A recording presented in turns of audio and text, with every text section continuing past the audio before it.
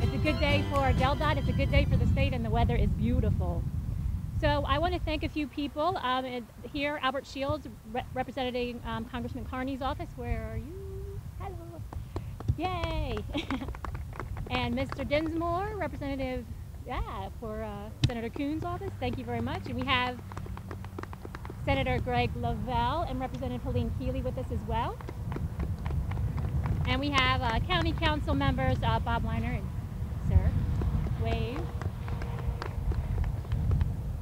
So again, I'm pleased to be with you today as we mark the completion of the safety and operational improvements of I-95 and 202. Woo! It has been a long time coming. I am so glad that we can actually say those words. I would like to thank Governor Jack Markell and members of the General Assembly for their leadership that enabled us to undertake such a very important project. So, and I would really like to thank FHWA for paying for 80% of the $33 million project. So, thank you very much.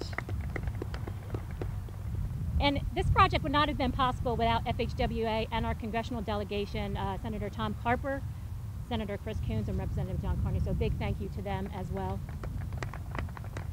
So, I wanted to just detail the project briefly for you. The project addressed 4 operational issues. It addressed congestion by widening the ramp from I-95 northbound to Route 202 northbound from 1 lane to 2 lanes, and by extending those lanes on I-95 northbound. It also addressed vehicles weaving through traffic on I-95 southbound by relocating the ramp on 202 southbound and making that ramp a directional ramp. It addressed traffic delays on the ramp from 202 southbound to I-95 southbound by realigning and extending the 2-lane ramp farther down on I-95. It also addressed the low bridge clearances of the Route 202 bridge over I-95 and the ramp from I-95 northbound to Route 202 northbound over I-95 by lowering I-95 beneath the 202 bridge. So a very complicated project that addressed several, yeah, and there goes the rest of my comments, so whatever. So I would also, like to say that the project actually addressed some safety concerns. There were some traffic safety hotspots which were eased by this. And one of the main things that we've already seen is traffic is already being eased, it's flowing better, and it's flowing at a higher rate of speed. So we could not be more happy with what we're seeing out of the response of the project already. I really want to thank the patience of Delaware citizens, our contractors, and our DelDOT employees. This project would have been completed months ago if it wasn't for the slowdown that we had to experience for the I-495. The good news out of that, the I-495 project went much quicker than we had anticipated, so we were able to get back to this project and see it through to completion. So very happy about that. And with that, I would like to turn it over to Governor Jack Markell. Thank you, Jennifer. Well, thank you, Secretary Cohan and the entire DelDOT team. Can I see hands of the DelDOT team? Thank you all. Thank you very much. Great job. And all of the contractors, some of whom were telling me this is like back to 1999, I think you told me, in terms of when this started. So thank you for your stick-to-itiveness. I want to thank Senator Carper, as well as Senator Coons and Congressman Carney, and their predecessors for the ongoing fight for resources. And I especially want to thank Senator Carper for his continuing fight to make sure that the Department of Transportation U.S. Federal Trust Fund actually has money in it. And he has been probably the best champion of all down there in terms of fighting for a long-term solution. So we keep going these 2- and 3-month extensions, which is a crazy way to fund transportation projects. And Senator, keep up the good work. Mary Ridgway, thank you very much. We obviously couldn't do this without the Federal Highway Administration, so thanks for all that you do. You'll be hearing from them in a couple minutes. You'll also be hearing from Senator Lavelle and Representative Keeley. And I want to thank the two of them for their help. And the federal government's not the only place where it's been a struggle to make sure we've got resources here in Delaware. And Representative Keeley's been fighting for a long time, and Senator Lavelle played a very, very constructive role in June to make sure that we have resources going forward to make the kinds of investments that we need. So I'm grateful to both of you for that, and to Bob Weiner at the county level. Now, you have been advocating for this area for a very long time now, and I remember you when your hair didn't look anything like it does now, and thank you. Still looks great. Yeah. Still looks great. And you know, these are just, I mean, these are great projects for all the reasons that Secretary Cohan mentioned. Certainly in terms of safety, in terms of congestion, in terms of economic development. You know, businesses want to be in places where they can get their products to market quickly. They want to be in places where their employees can get to work. I use this ramp all the time. I live very, very close to here. I know that Senator Lavelle does as well. And so this is going to be a big relief for a lot of people. Thrilled that it created a lot of jobs in the meantime. People who spent their money locally, which is what it's all about, but I think it's going to be great in the future as well. So very appreciative to all of you who have made help make this happen. I'm very cognizant that we are not facing the sun, and many of you are. So I will keep my comments very brief, but really appreciate everybody who helped make this happen. So with that, I'd like to turn this over to Senator Carper, who's been just a phenomenal leader on transportation issues. Then you'll hear from Mary Ridgway, and then Senator Lavelle and Representative Keeley, and maybe Matthew Lavelle will want to add something as well, but maybe not. So Senator Carper, thank you very much. Governor, thanks so much. It's great to be with you, with Greg and Helene, and with Mary, Secretary Cohan, for everybody here, Bob, for the work that you did all those years ago when we were trying to convince AstraZeneca, a newly giant created pharmaceutical company, trying to convince them to put their North American headquarters like a stone's throw from where we are today. And one of the reasons why they did it is because of what we did in land use, open space, and the promise to do amazing things in transportation. And with the completion of this project, we have literally kept every promise that we made, and then some, and then some. Governor and I worked hand in glove along with Chris Coons and John Carney and our state legislators in the county. We work every day to try to figure out how do we create a more nurturing environment for job creation, job preservation. I was just over at the Boys and Girls Club. Greg, I don't know if it's in your district or not, but up in Claymont, and Boys and Girls Club school there is probably in your district, Bob. But we had a bunch of kids here, 7, 8, 9, 10 years old. And a bunch of them are going to be in the 4th grade this year, and they're going to study the Constitution this year, and they'll understand about the 3 branches of government: legislative, executive, judicial. They'll understand that our job in the legislative branch is to help make the rules for the country, and our job is to help people. And it's a job that whether they happen to be county or state or the governor of the state, our job is to help people. Best way we can help people in the work that we do is we don't create jobs. As good as Jack is, he does as good as I was or am, as good as Chris and John are, we don't create jobs. As good as Helene is, as good as Greg, they don't create jobs. We help create a nurturing environment for job creation. And one of the reasons why our friends from AstraZeneca wanted to be here is because of the transportation improvements that we made. And one of the reasons why, as they downsize a little bit and we have extra space to be used, beautiful space to use, one of the reasons why our friends from J.P. Morgan Chase are bringing thousands of more jobs here is because of open space in part, because of our banking laws, but also the transportation that we provide for them here. And one of the things we're working on right now, as the governor knows, we're working to try to get more SEPTA service into Wilmington, so that people can come down from southeastern Pennsylvania, from Philadelphia, come on down and go to work in Wilmington. And so that it all kind of works together. When we think of job creation, job preservation, and nurturing environment, it's beautiful weather. It's every day with sunshine and blue skies. Enough rain to make sure that the grass is green. It's clean air, it's clean water, it's reasonable tax burden, it's common sense regulations. It's a great workforce that can have the kind of skills that we need to do their work. It's all kinds of things. It's also the ability to get where we need to go when we need to get there. Last year, the Texas A&M University tells us that on average, American drivers spend 39 hours of their year trying to get someplace and not going there very fast. 5, 10, 15, 20 miles an hour, wasting fuel, wasting time, wasting, dirtying our air. 39 hours. We're told that last year that the average driver in this country spent over $300 in that year for repairs on their vehicles. repairs on their vehicles because of potholes and other bad bridges, roads, highways, over $300.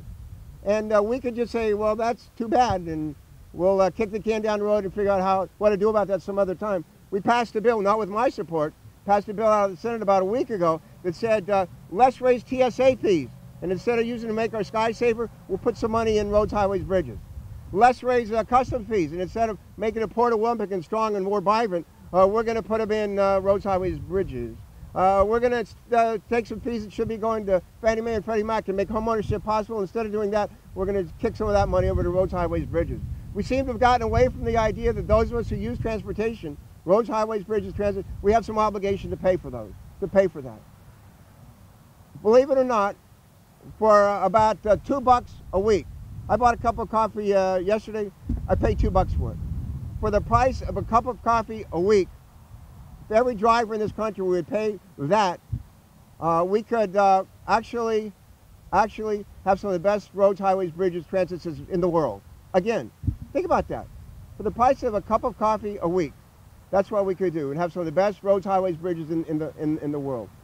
A day ago, last day we're in session, I introduced legislation to raise over 4 years, 4 cents a year, the excise tax, which we've had forever on gas and diesel fuel, to restore the purchasing power of the user fees that were established 22 years ago. We haven't raised them for 22 years. And what we do is restore the purchasing power. And after 4 years, what we'll have done, if you add it up and say, well, what does that mean to the average driver in extra taxes, if you will, in gas and diesel? Here's what it means. $2 a week. For the price of a cup of coffee a week, we can have some of the best roads, highways, bridges, and transit systems in the world. I think that's a pretty good bargain. That's a pretty good bargain. And the governor has been pushing hard to make sure Delaware does its share. This is an 80-20 project. This is an 80-20 project. $40 million, a little more than 40. Mary knows 80% of it, big checkbook she brought with her, 80% of it paid by the federal government. We're doing our share.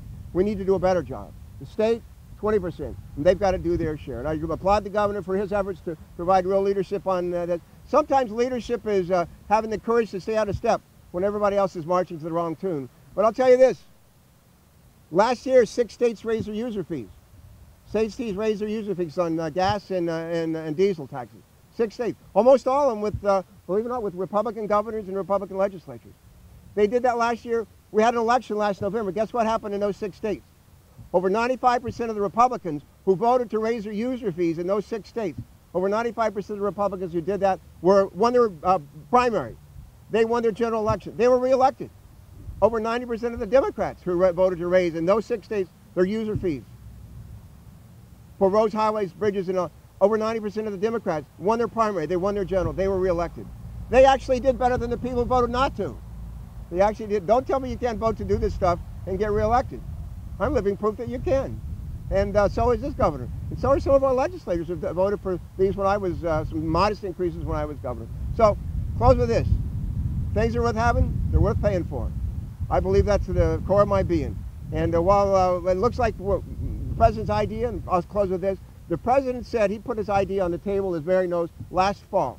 The president said instead of raising user fees or having these cats and dogs for a catch-all, you know, bogus pay-fors, why don't we look at $2 trillion in overseas profits.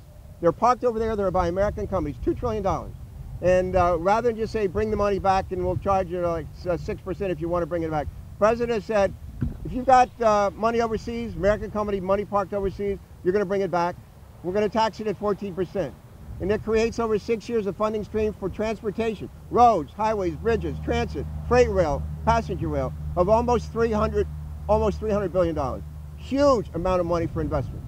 I think that's a great idea. I'm pushing to make that happen. If that doesn't happen, if that's an idea that we just say, I'll get to October, November this year, that ain't going to happen. There needs to be a plan, a real plan, to really provide the kind of investments that we need. And if we do, all those kids that I talked to this morning, 8, 9, 10, 11-year-old kids, when they graduate from high school, maybe graduate from Del Tech or college, they'll have a better chance for a real life, a good life, because we'll have invested for their future. Thank you. God bless you.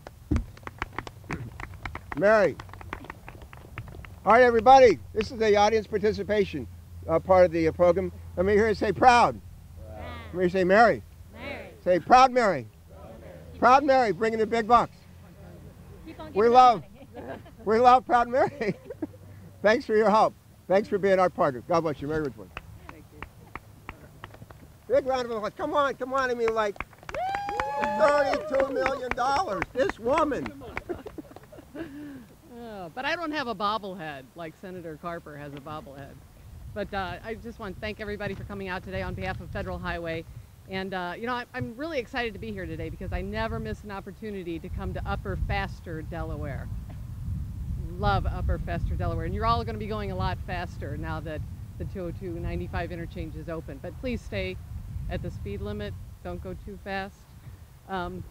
I just want to take this opportunity to thank our wonderful partners at DelDOT, and especially Secretary Cohan for the outstanding use of federal dollars on this project and all the projects that they do.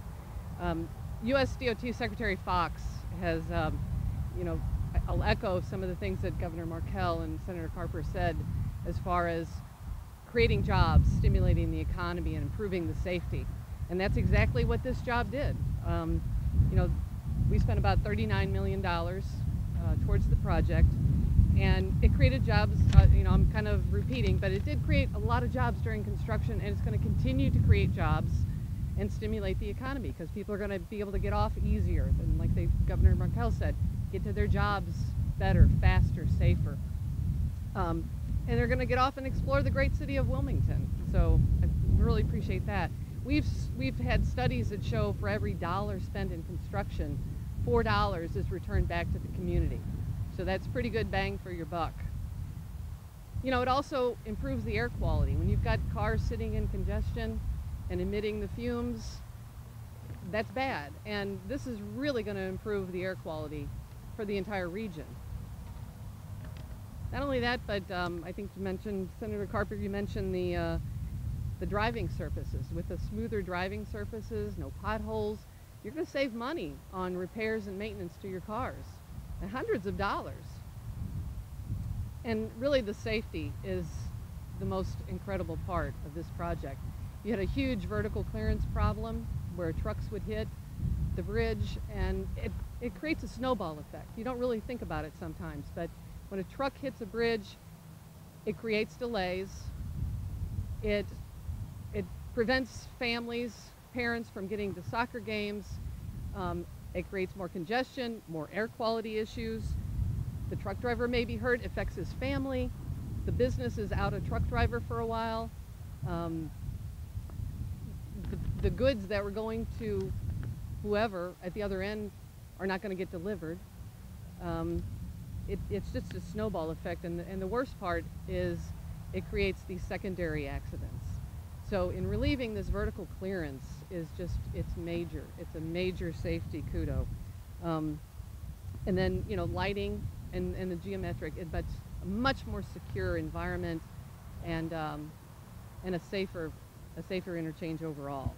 And I know you've put up with a lot of orange barrels and delays over the last several years, but I think it's going to be worth it. If you've driven it, you know it is. If you haven't driven it, I hope you do, and I hope you agree that it's worth it. So again, thank you, DelDOT. Congratulations. Keep up the great work. So we couldn't do this without our legislators, but we'd like to invite Representatives Markell and Sanders off in person. Neither one of us really want to be up here. Yes, you do. Yes, you do. It's a good day. Thanks, Celine. Good afternoon, everybody. Hey, Matthew. Matthew and I are dressed for happy hour, and that means we're going to Funland later, not a bar, right? Funland it is. And this is a fun day. I was commenting to Secretary Cohan when I saw the invitation for today that my daughter entered 9th grade about 3.5 years ago, and we've been living this on a daily basis. The people that I'm fortunate to represent up here, and that Bob and others are to represent up here, have put up with a lot, but the end is here and the end is good. It is a health project. My blood pressure has gone down because I don't have to jockey and fight to get in and off. It is an economic development project. Sorry to AstraZeneca, I'm not sure if AZ sells high blood pressure medicine, but they're going to have less sales here in northern Newcastle County if they do. For the hospital employees, for the coming JP Morgan, it's a great project that I'd like to thank the contractors. The contractors is a very dangerous working condition.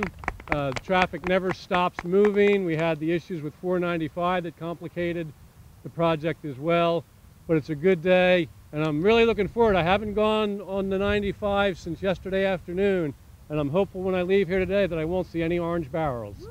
Have a great weekend, everybody.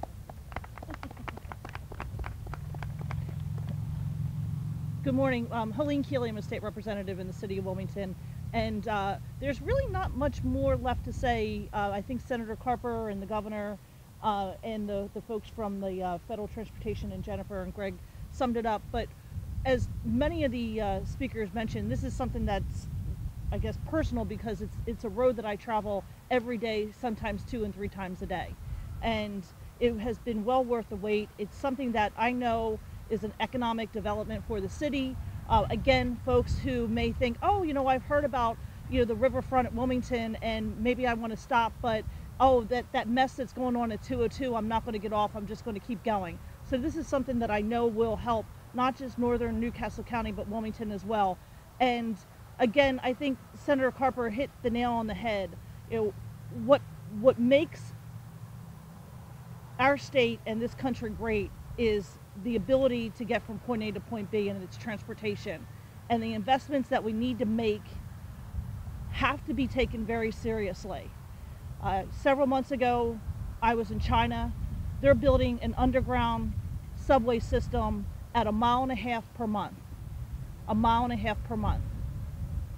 People are working, development is happening, economic development is happening, and exactly what Senator Carper said, the $2 a week, I'm happy to give my $2 a week if it means that we're going to have better, safer roads and better transportation to get from point A to point B, whether it's Delaware, New Jersey, California, wherever in the United States. But we need the investment, and everyone needs to take that very seriously, because it hasn't been taken very seriously for quite some time.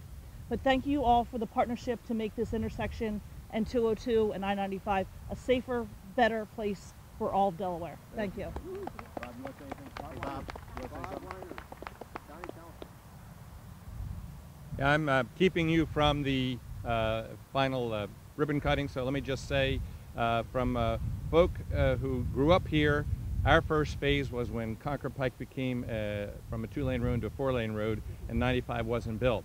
Taking us through 2000 to 2007 under Governor Carper's leadership, bringing AstraZeneca here, partnering with then Roger Roy and the state legislature to front-end load 7 years of funding so that we presented to all our corporate and citizen neighbors the opportunity to live, shop, work, and play without being a hostage to an automobile.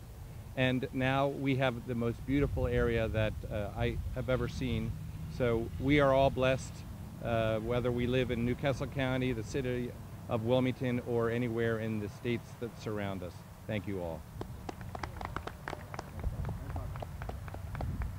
Okay, since traffic is flowing, a ribbon cutting doesn't really make a lot of sense. We're not closing down traffic to cut a ribbon.